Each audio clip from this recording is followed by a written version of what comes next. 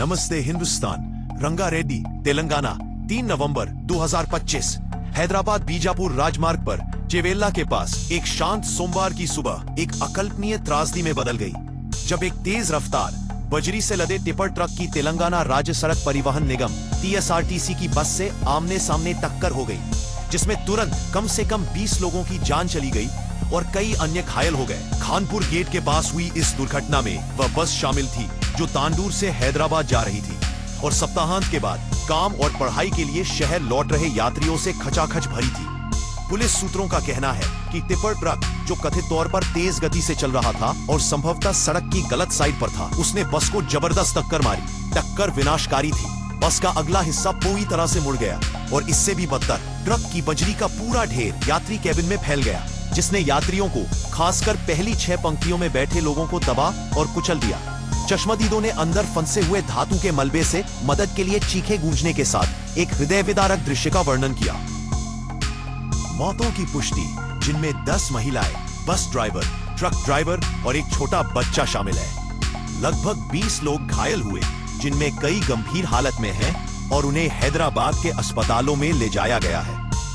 प्राथमिक जांच tipper truck द्वारा तेज रफ्तारी और लापरवाही से ड्राइविंग की ओर इशारा करती है। दुर्घटना के तुरंत बाद एक तीव्र और हताश बचाव अभियान देखा गया। स्थानीय लोग सबसे पहले घटना स्थल पर पहुंचे, जो मलबे में फंसे यात्रियों को निकालने की बेताबी से कोशिश कर रहे थे। बाद में आपातकालीन प्रतिक्रिया दलों ने शवों को निकालने और बचे लोगों को बचाने के लिए बस की बुरी तरह मुड़ी हुई संरचना को काटने के लिए अर्थ मूवर्स, JCB तैनात किए। बस के अंदर बजरी की भारी मात्रा ने प्रयासों को बहुत मुश्किल बना दिया।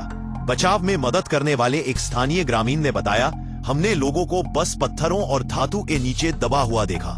ऐसा हमने पहले कभी नहीं देखा था। इस त्रासदी से पूरे राज्य में सदमे की लहर फैल गई है। तेलंगाना के मुख्यमंत्री A. रेवंत रेड्डी ने गहरा दुख व्यक्त किया और दुर्घटना की तत्काल विस्तृत जांच के आदेश दिए। साथ ही अधिकारियों को यह सुनिश्चित करने का निर्देश दिया कि सभी घायलों को हैदराबाद में सर्वोत्तम संभव चिकित्सा देखभाल मिले।